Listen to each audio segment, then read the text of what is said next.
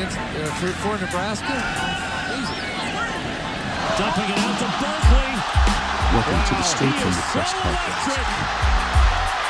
Welcome back to the Straight from the Crest podcast. I'm your host, Michael David Kresvich. The college football season continues. We're here to bring you all the news. We're going to talk Penn State football, what's happening down in Michigan, and preview Penn State's game against Indiana this weekend. Garrett Bastardi joins the show as always. And as always, the flags behind me. This episode in particular is brought to you by Protocol Beverage.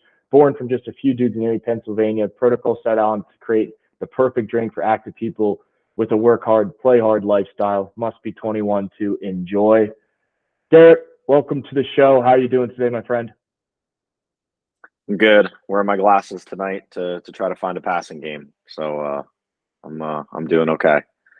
Little bummed, but we power on. So we do power on. A lot of football to be played left.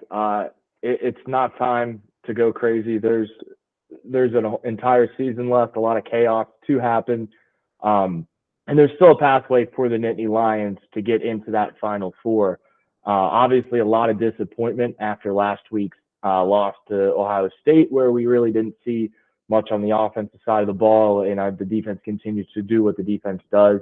We're going to open up the show by just speaking about our thoughts from that game, kind of what we thought went well, areas of takeaway where the Nittany Lions can kind of build on.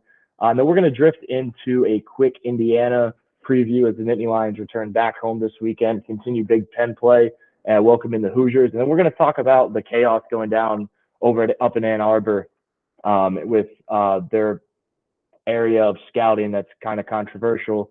We're going to discuss that in depth. But first, very politically correct way of putting it, Mikey. I'm proud of you. Thank you. Let's talk about Saturday's loss, 20-12 Ohio State. No touchdowns for the Nittany Lions outside of a late garbage time score. Just as we expected, Garrett, Marvin Harrison Jr. was the difference maker in that game. 11 catches, 161 yards. He was the dude. He was someone that Penn State couldn't defend. Kyle McCord played an efficient game. The pass rush got to him, but they really didn't impact him the way we thought he would in terms of the turnovers. And on the Penn State side, exactly what we feared happened. It was a stagnant offense. Nothing really got going. Not even the running game, which we expected to kind of give us some support. At the end of the game, Penn State lost 20-12. The season's not over. What's your biggest takeaway after watching Saturday's game?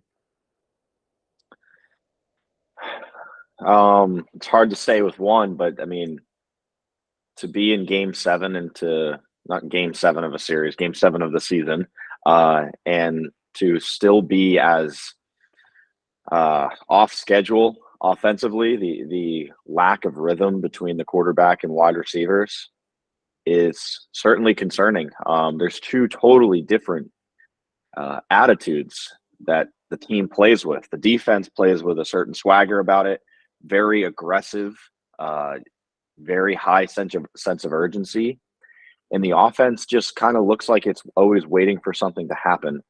And so, the biggest takeaway is just, 1 for 16 on third down. I think that kind of goes with, the offense is just kind of waiting. Oh, we'll get it on third down. Nothing happens. We'll kick it away. All right, we'll get it next time. Our defense will bail us out. I don't know what, if the mentality is, the defense is so good, they'll hold Ohio State to 0 points so we can just kind of, lollygag through the game. But from, there's so much blame to go around. It's hard to really kind of put your finger on exactly the one thing that is the biggest takeaway. I see 26 carries, but that's a misleading stat because that is one was Keandre Lambert-Smith.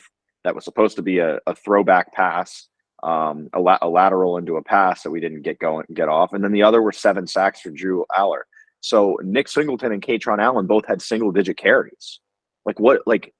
And Nick Singleton had 2 runs of over 15 yards and still only had single-digit carries. I don't understand that. No T package, no under center, no creativity whatsoever. I could go on and on. Yeah, the receivers and the quarterback were off schedule, but for the love of God, man, Nick Singleton, 9 carries, only 3 after breaking a 15 and 20-yard run consecutively. I don't know what that, like, I'm kind of going on a rant here, but I don't know what the purpose of the offense is. I don't know what we're trying to accomplish. I don't see any identity. I don't see Yurcich in there. I said last week, I see more John Donovan in this offense than I do Mike Yurcich. What the heck is even going on? And we're going to waste, one of the best defenses Penn State's had in the last 20 years with going probably 10-2. That's just the case. As I've gone on and talk about it more, I start getting pretty ticked off because, neither of us expected Penn State to win the game, but there was a real chance to win this game. The defense played their tails off. Credit to them. In years past, we've had kind of a defense that when they play Ohio State and Michigan doesn't really show up. They showed up. They absolutely showed up. They showed up with an offense that went out there and gave them 1 for 16 on third down. Credit to the defense. They played their tails off. Manny Diaz maybe he's the best coach on the staff. I don't know. It's just disappointing what we saw on Saturday. From a performance standpoint, I think that could be the case. Something that you mentioned, we're not getting complimentary football on both sides of the ball. It's almost like hurtful for the defense, for the offense to put up such a piss poor performance. And it's more than just the play of the quarterback.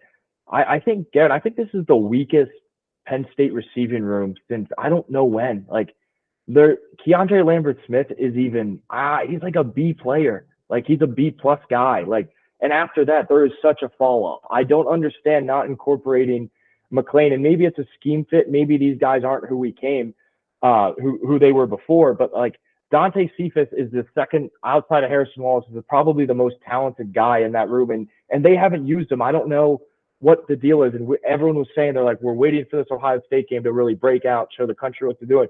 We didn't see anything last weekend. And if you think that Ohio State defense is good, wait till you play Michigan. Michigan's got more from a statistics standpoint. Yeah, Ohio State's done better. Michigan's got a better defensive coordinator. They have a better they got better dudes all around than Ohio State does.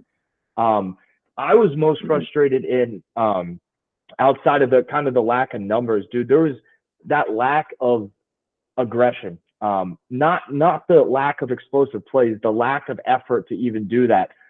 Just like that. And I realized I went back and I listened to Franklin's presser, the early 4th and 2 where they ended up having to call a time. They were going to go for it, lined up. He claimed they had 12 on the field. That's why I didn't go for it. That's a boneheaded coaching error. But yeah, man, just a very, very disappointed in their performance, and kudos to the defense there. But I don't know, man. Something's got to change with the offense. Like you said, like, we're fine going 10-2.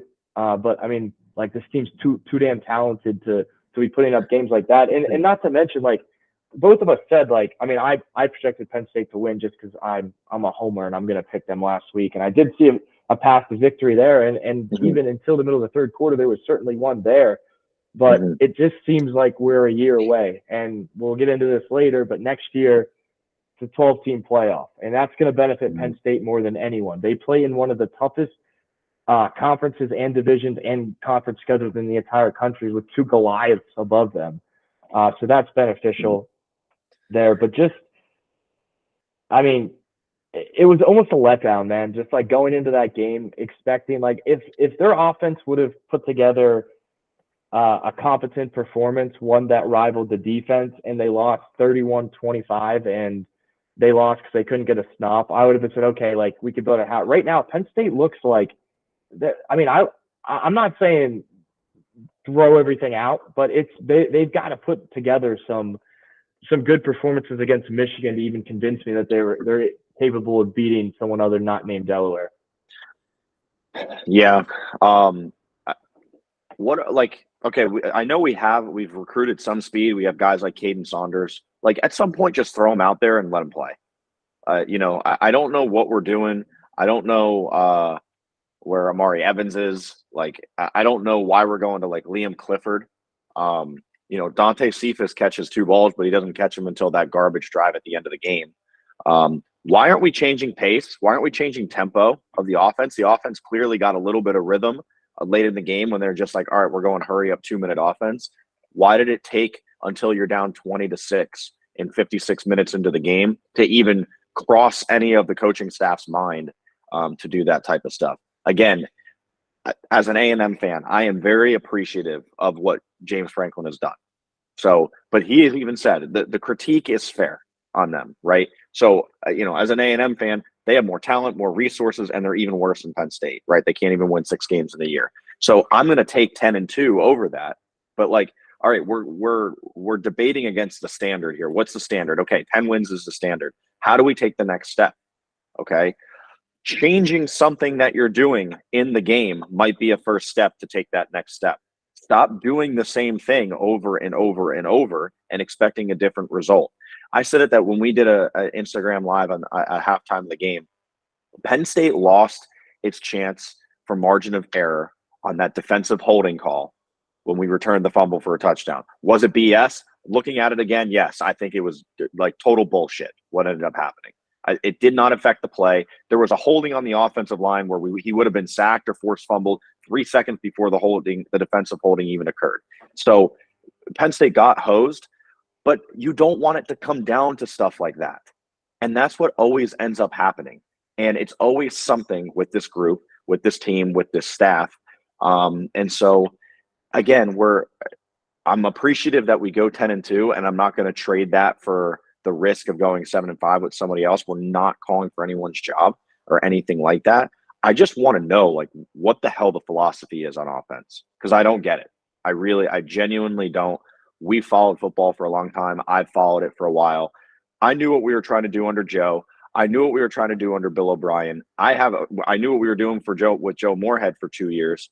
I don't know what's going on. We have had 5 offensive coordinators in 6 years or whatever, 7 years. Maybe you have better answers for me, Mikey, but Dante Cephas, 2 receptions, 28 yards. Harrison Wallace, 2 receptions, 19 yards. No one having more than 50 yards receiving. I don't get it. And your 2 best players on the field, the running backs, not touching the ball more than double digits is just beyond me. I think we have a lack of identity problem, Garrett. I think if you look around, identity theft is a lot of issues across the country with that, Mike. It's a glaring issue. I think if you look at offensive coordinators at both the professional level and college level, as long as you're consistent, there's no gripe on my end. I mean, I hate to bring this up, but you kind of look at the Dallas Cowboys. Mike McCarthy is known for this kind of run heavy. They call it Tex Coast, West Coast, but now it's called Tex Coast because he's running it out in Dallas. But he has an identity where he's going to pound the ball up the middle and kind of work the crossing route, work the scheme there. But what he does, it's consistent, and it gets the ball out of the quarterback's hand fast, and it predicates more on quick first reads. We at least know what he's doing. Penn State kind of has this identity where they've played these dog water teams where their bread and butter is these breakaway runs. But like you said, we knew with Moorhead what kind of aggression we were going to have with him with the zone reads. That's what we had from him. I don't know if it's the change in quarterback and Yurcich getting adapted to Drew Allar's play style. I don't know if it's Allar adapting to the collegiate level.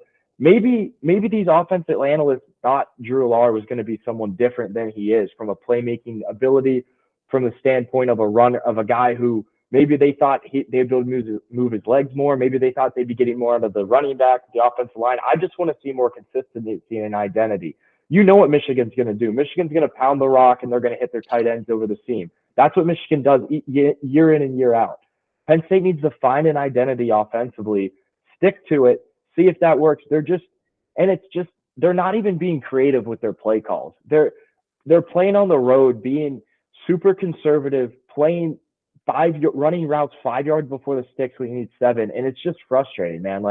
And we know ball. We're not claiming to be John Madden's here, but something's got to change, and hopefully, the good thing is it's still October. They've got time. They've got a few weeks where, and we've been in this spot before where it's almost like look ahead games where we're saying all right, we lost to Ohio State or Michigan. We just need to beat them the next time. And in between them, we get sandwiched and end up losing another game. It happens. So they got to stay focused. Luckily, I think outside of Maryland, the Penn State schedule is not. I mean, they're not going to be playing any Goliath before Michigan there. Yeah, and I think that you make so many good points, and when it comes to stuff like identity, I think of like in terms of golf, right? If I'm playing in a higher level golf event and I know I got to go make birdies, I got to shoot like 10 under to win the tournament. If my mentality all the time is going to be something like, okay, I don't want to make bogeys. I can't make bogeys. Don't make mistakes. That's my mentality all the time. I'm not going to be able to go out and make birdies, right? So if I'm the staff and I'm telling Drew, okay, don't turn the ball over. Don't turn the ball over. Whatever you do, don't turn the ball over at all times. He's not going to sit there and take any chances that might be there. Okay. And so like, I like Coach Franklin a lot of things, but then he has open media day, Tuesday or Wednesday, middle of week of practice. And he's kind of like taunting the media saying, oh, look, we're throwing the ball down the field. Okay. Well, clearly the staff has told Drew not to be overly conservative. If you go back and look, Adam Brenneman did a great breakdown of all 16 third down plays. Okay.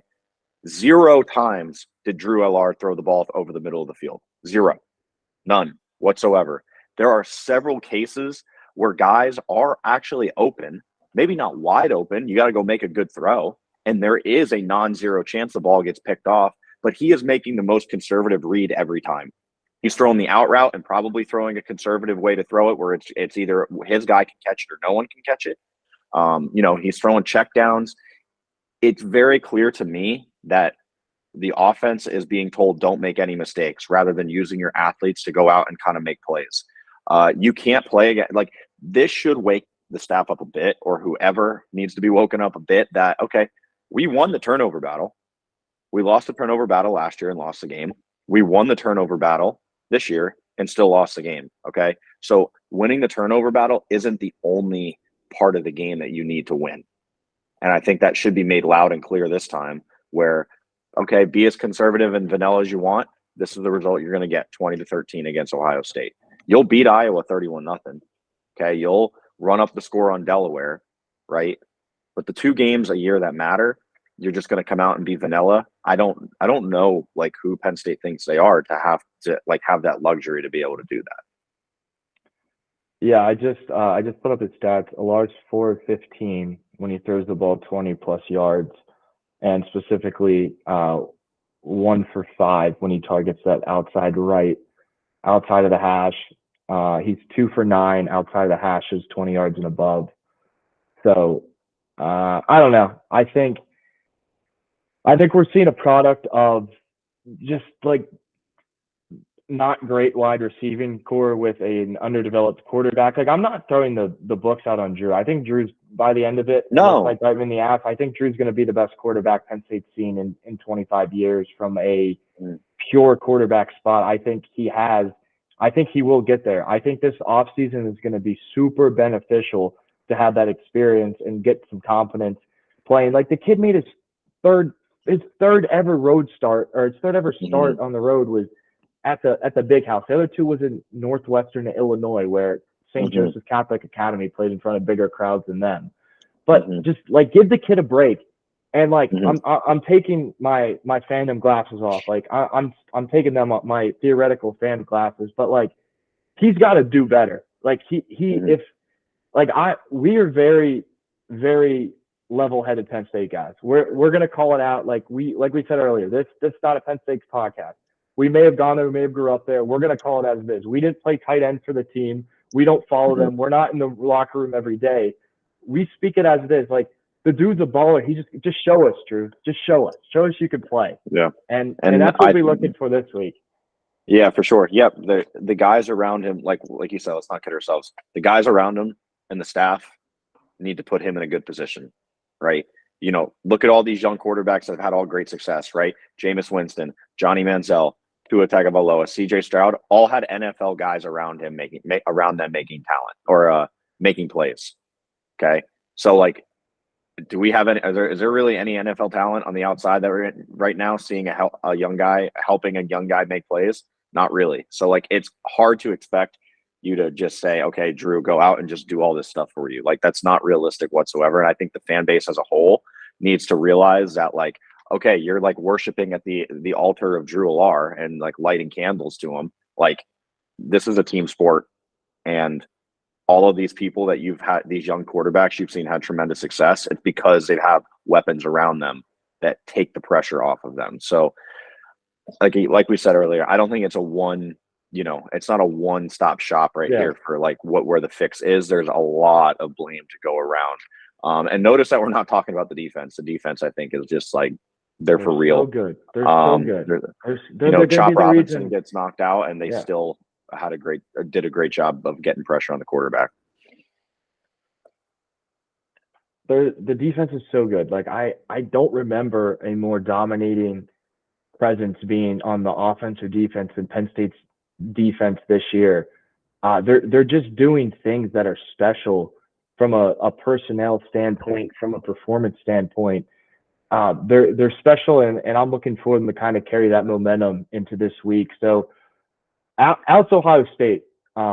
Another week for Penn State to kind of beat up on these mediocre major college football programs as they clean up the loose ends, prepare themselves for a showdown in the Big Ten later this year. But Penn State returns home. They got the Indiana Hoosiers. Indiana's tricky because back in 2020, you guys may remember, they snuck out that wild victory over Penn State with Michael Penix Jr. reaching the ball out.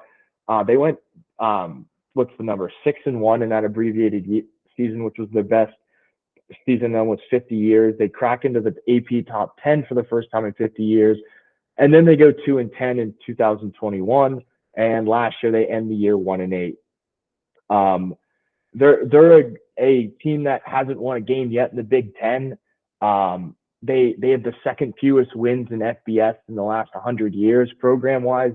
Indiana isn't historically as dominant as many other of these Big Ten greats. And you guys will see a huge discrepancy in talent from the Penn State to the Indiana sideline. Like the Illinois team that Penn State played, like even though the Penn State wiped them out of the water, Illinois has one of the best D-line in the country. But this Indiana team, probably their strength is their defensive line. And Garrett, I don't know how much you got to watch the Hoosiers this year, but they used two quarterbacks, which we'll probably see both.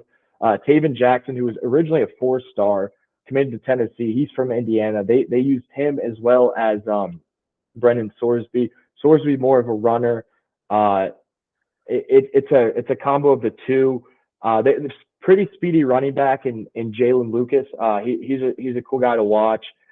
Former 4-star, once Clemson guy. He's over there. Omar Cooper Jr. You'll see him, and Cam Camper, who we talked about a lot last year, missed a lot of time with injury. He'll be back.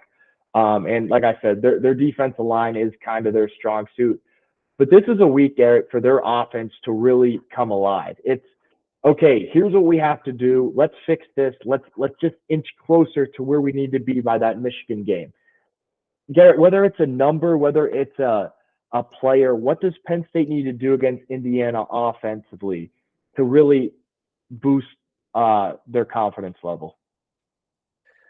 Yeah, I think you have to start throwing the ball down the field a little bit, not indiscriminately, but like you got to see, what are you laughing about over there? What are you laughing about? Is that too easy of an answer? No, I thought you were going to make a joke about just chuck it up. I thought you were getting it. They don't need to just chuck it up.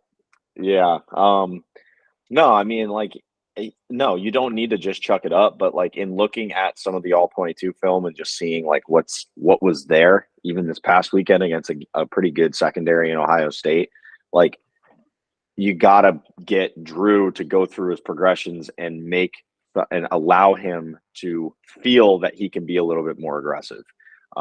So yeah, we have to see the ball going to one of the more aggressive routes in the route tree on any given passing play. I think that's what we have to see, something like that.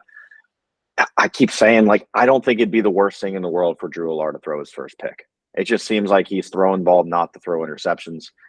So yeah, this is a game where I am a little concerned at the stubbornness of head coaches and their ability to just say, hey, we're going to kind of stick with what we've been doing.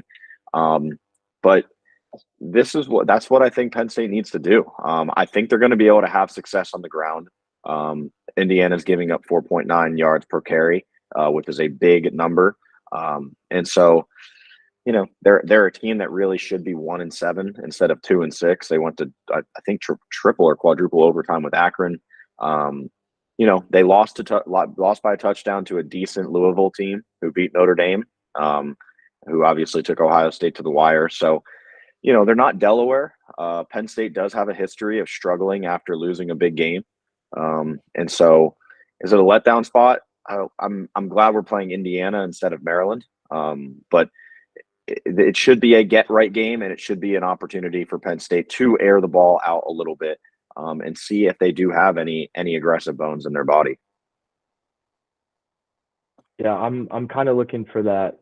I think last week I said last week was going to be the Dante Cephas coming out party, and they threw it to him twice. Or he had 3 targets, he had 2 catches. This is the week I want to see some giddy up in the personnel in the Harrison Wallace. I don't know what the deal with Theo Johnson is. I mean, I thought he was supposed to be. I mean, him and Brenton Strange kind of complemented one another last year, but I think it was just because of the attention Brenton Strange was attracting, as well as the wide receivers that Penn State had. But I think Theo Johnson's kind of been a letdown. I think Tyler Warren's getting like NFL scout looks now. I've read some mock drafts for a second tight end, which I would love him as a backup tight end anywhere in the NFL. The dude can block, and he's a playmaker out there. Very underrated guy, I think. But man, I just want to see a game where Penn State gets it done on both sides, kind of like, and they've done it this year. I mean, they just get back on track. It's no reason to panic. They're going to be fine, like you said. I'm glad it's Indiana. I'm glad it's not. Glad it's not a Maryland. I'm even like I mean, if Iowa had a quarterback, I would say Iowa, but like, I don't know. The line's at 32. The over/under's at 46. It looks like. Where do you see this going? Give me your side total and just a bold prediction here. Yeah, I think I have Penn State winning the game. I think it's kind of a sleepy start for them, unfortunately. I don't know. The team under Franklin has been notorious to just kind of struggle after losses against Ohio State and Michigan. So, I think Penn State ends up pulling away late, probably something like 35-10. And so that's not a cover. And I believe that is not. What did you say the over/under is with this? 46. It looks like. All right, so then it's. I mean, 45 would be pretty close to it'd be under, but it'd be pretty close. So, we'll see. I've been a little bit down on Penn State in these games where I think their talent, when they have a talent disparity, they just kind of enforce their will against these other teams. So maybe that's what ends up happening, and it ends up just being even more of a cake in the walk or a walk. I'm sorry. A walk in the park or a cakewalk. I merged it together. It looks like it's going to be a cake in the walk out there, as George Bush would say. A walk in the park, a cakewalk. I would like it to be closer to that. I think it's something a little bit more workmanlike and having to kind of pull away, maybe a little bit more like the Northwestern game. So 35-10 be my pick. I don't know. I don't have any predictions for bold predictions. I just want to see them do something that's not vanilla because I'm getting pretty tired of watching that trash. Yeah, my model's been pretty on, by the way, in terms of school prediction. It has been. I think I said Penn State 21-13 last weekend, and they actually lost 20-12. So yeah, but you got the numbers close, which is what matters. And I looked back at my screen. I had the logos flipped. That's why it was. It was one. But I got Penn State winning this one 48-7. I think I'd expect a couple of big plays from the defense, make that short field. Oh, that's also another thing. Penn State's getting their ass kicked in starting field position because, they're benefiting from the starting because our defense is so good where they're putting them in great field position and they're not. They're doing the ass kicking. Yeah, like they're helping us out to what be. I want to see it the other way. I want to see Penn State's offense actually score. Leave this defense on the field. Let them rest. Like, just try to get a long drive. Like, do something. I like 48-7. I think I think either, I think either Liam Clifford or Dante Cephas has 2 touchdowns. One of those two. Big game there. But I don't see any breeze here. Like I said, Indiana they got a few dudes, but their defensive line is particularly good. So just keep the pressure off there. But yeah, it should be an easy walk. Let's gravitate to kind of this situation going up in Ann Arbor. Guys, if you're kind of unfamiliar with that, and if you've been living under a rock for the past week or hibernating after the Phillies loss, Don't get me started on that crap. Some pretty crazy stuff there is going on up north. So basically, Connor Stallions, who was the equivalent, he was a very low level coach, is a very low level coach at Michigan. Basically, he's being investigated allegedly for going to opposing games. He allegedly bought these tickets, and he was allegedly filming signs, which in football, it's not illegal to steal signs. If you're a coach, you're always reading, picking up on intel on the other team. But what is illegal is going outside perimeter, non-identifying as a scout to a game, filming a sideline as an employee of another college football team. So that's kind of the background. And they found Venmo transactions for the tickets. They found Word documents that he kind of had this massive takeover, this like evil genius like Manifesto. A manifesto to do this and bring Michigan football to the top. When this broke, Garrett, what were your first thoughts and where are they at now? Because I'm curious. This wouldn't be the first time a young person in an evil empire such as Michigan came up with a manifesto and wanted to take over. We all saw how that worked out in Europe a couple decades ago, and it didn't go over well. Mikey, I want to know what your Penn State, this has been called the Michigan Manifesto that he wrote. It's over 600 pages. I want to know what the Mikey Kresovich Manifesto would be titled for Penn State. I just have I don't know. You sit on that for a second, and then we'll circle back to you on that. But yeah, I mean, the opinions are kind of all over the place as to what this is going to be. I don't know how the NCAA and the Big Ten is going to react to this. There is a lot of circumstantial evidence. I think it's very clear this happened. So we can the baseline is like this occurred. This is happening. They were stealing signs. Okay. That's just gamesmanship, I think, for the most part. It's, again, how they came about it. There are rules. There are rules how you spend money on this. There are rules as to when you can go and scout. There are rules as to who can go scout. Rules are rules. Like we have them for a reason. You can't just not obey the rules. And so, like, it's not an argument of like, oh, that shouldn't be a rule. It's not a rule to not steal signs. It's how you go about it, right? You and I could watch a Michigan game and watch the sideline and do our best on, watch it through TV and do our best to try to get, what their signs are. But to spend money to just record, with a device, their signs, an opposing team signs, and then clearly have, like, look, from 2018 to 2021, Michigan was 28-16, right? Since that time, from 2021 to now, they're 33-3. All right. Josh Gaddis, who was not that great before 2021, then had a great season and was assistant coach of the year, then goes to Miami. All right. Josh Gaddis was the offensive coordinator at Michigan, goes to Miami away from the scheme and gets fired under a year. Okay. There's just a lot of like circumstantial stuff about this that's going on that is a little bit odd. And so, we have opinions all the way from, the Colin Spencers of the world that think Michigan should get the death penalty and Jim Harbaugh should be hung in the town square, all the way to, they should get a slap on the wrist and, let's move on with our lives. But the answer is probably somewhere in between. We saw what the MLB did with the Astros. A lot of teams went out and they steal signs, but the Astros perfected it. And then they won a championship off of it, and they had to be made an example, right? I think we're going to potentially see something here where it's like, okay, everybody steals signs.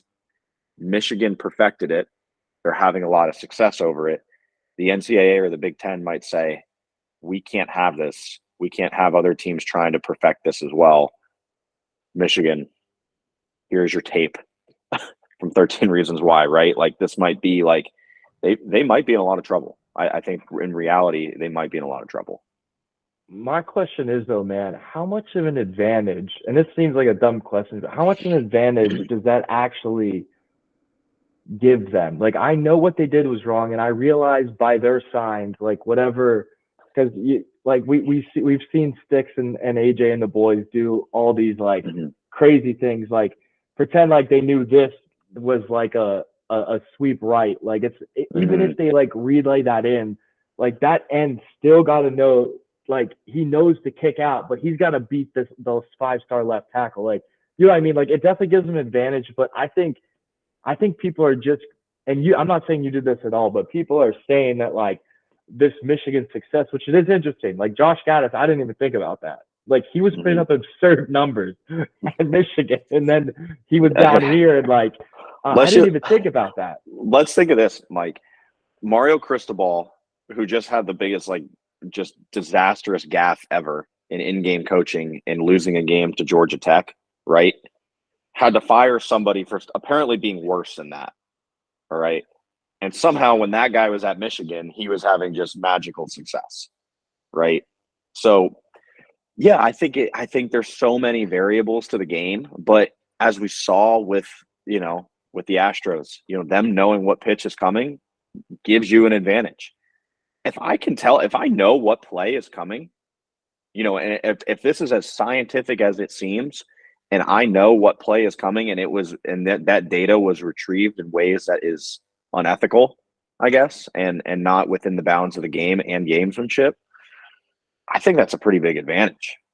I think so too. If you know what play is coming. Yeah, and I think I was wrong there. I was under the assumption that they got this kid Connor got this data, and I'm guessing that entire week in practice, they knew like, hey, if they touch the top of their head, that means this. So our sign when they do this is going to be like something like this.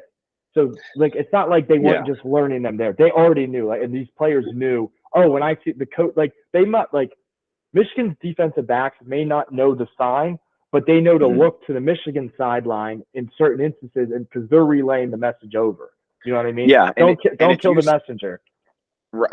Yeah. No, I get you. No, and like if you've seen some of the videos, just some of like the internet sleuths and like Reddit college football and like the message boards have been all like Sherlock Holmes on this stuff. Actually, some of the best information is coming from that stuff. So that's where like the internet is great, right? But like you're watching in real time like videos of like examples of this, and it's like, okay, this low level staffer, this would be like our buddy AJ, right? Or Sticks, okay, standing next to Manny Diaz. Would never do that. Sticks. Well, I don't think he would, but I'm just making I can see AJ doing it. Don't you bring Sticks into Fine. Fine. We'll stick with AJ then. Standing next to Manny Diaz and looking over at Ohio State's sideline and just saying, all right, week left, something trips right, something, whatever. And then Manny Diaz going to the check and being like, okay, changing the play. They had enough confidence in this kid and what he was doing. So literally, you can see it on video. He's standing there talking to Jesse Minter, Michigan's defensive coordinator, and Ohio State is they're doing a check at the line, sending in a different call, and he's watching Ryan Day and those guys make a different call. And then the entire sideline on Michigan is going like this, like path play, while Jesse Minter is calling in a different play and shifting formation. So it appears very sketchy to me. What do you think is going to happen with this though? Do you think we're going to see an immediate reprimand of them? Do you think this is something that's going to be like MLB? I mean, this was different than MLB. They found out after the season. Now we're finding out in the season. Do you think this impacts the Wolverines' title chances at all? Like as we're sitting here Wednesday night, October 25th, 2023, the year of our Lord. Thank you for the description of the time and date. Man, no. If I don't know. I don't know, like, if it's going to, like, I think of, like, the Paterno, I don't call it Paterno scandal, the Sandusky scandal, right? Or Tattoo Gate at Ohio State. Like, nothing ended up happening that season, right? So, other than, like, the coach got fired, like, that's something that could impact the season. So, like, yeah, if they suspend Jim Harbaugh, that's how the season's going to be, impacted. Are they going to get, like, a bowl ban? Are they going to get banned from the Big Ten championship game? Are they going to get banned from the playoff? I don't really know. We do have a committee now. The committee could objectively look at this and say, hey, they've gained an unfair advantage. Like, we're just going to leave them out. So I think, the thing to monitor as well with this is like, okay, Penn State up until 2011 had this view of just everybody outside of it was like, hey, success with honor, like they are a pure program, right? I don't think Ohio State's ever had that notion that they're a pure program, but they had to pay for whatever sins they had, which was with the tattoos or whatever in 2011 with Terrell Pryor. When the media gets their hooks on something that appears pure, Michigan football, Michigan men, great academic institution, pure football institution, the most wins in college football history. I mean, you have the Washington Post posting some of the biggest stories right now on Michigan football. It isn't The Athletic. It isn't, On 3. It isn't, 24/7. It's the Washington Post. When the media like smells blood in the water, they start going. So I don't think we're done hearing about what is going on in Michigan. So it's hard to answer that question now, but I have a hard time believing that this is just going to fade. I think we're just opening up I think we're in the opening credits of this, and it's only going to crescendo as we keep going, which then has direct impacts on potentially what we have to do against them in 2 weeks. Yeah, and I think we're going to see kind of a ripple effect of this, a new, I don't want to say precedent set, but something with, I mean, they're even though kind of like you said, they were the best at it. Maybe this is happening nationwide, which I'm sure it is, but I think we're going to see a new, not necessarily rule with scouting. I think it'll be more governed. I think everyone on staff will be more evaluated, maybe a third party, kind of like the NFL has with concussions, Garrett. They have a guy that work with them. I think there could be like a governor of fair scouting, but I don't know. It'll be interesting to see develop. That's for sure. And the last thing that would be kind of interesting, and Matt Rule at Nebraska talked about this, is we might start transitioning to putting, the audio in the helmets of the quarterback in college football. That might be the next logical step. See, I don't know why it's not. Like I in the NFL. Yeah. I mean, I kind of like the hand signals. I think it makes it a little bit more pure, but like this would easily avoid that. I would become a little bit more concerned that like, okay, we're going to do this to speed up the game, and they would just load in more commercials like they've already done with, how they've made it first down. I have a natural tendency to not want the game to be more like the NFL. I want it to be like college football. So, but I think this might be a next logical step with something like that. So we just have to see how it unfolds. Yeah, it's going to be interesting to definitely see how it develops here. But that's about it for the show. Thank you guys so much for listening. Thanks for your support. Shout out to producer, stat guy Chris Herb for giving us all the stats today. Protocol Beverage. Everyone enjoy your weekend. Root for the Nittany Lions. And kind of a boring weekend of college football. Not much. That's why we kind of didn't do our picks. Such a casual comment there, Mikey. That's a comment of the casuals. I was throwing you the bait there. I was just making sure. Thank you. Maybe Josh Pate will see this one day and have appreciation for how many references we make to him. Hopefully. But hey, guys, thank you very much. As always, take care. Whiskey drinking fever that I cannot shake, and those girls downtown are more than I can take.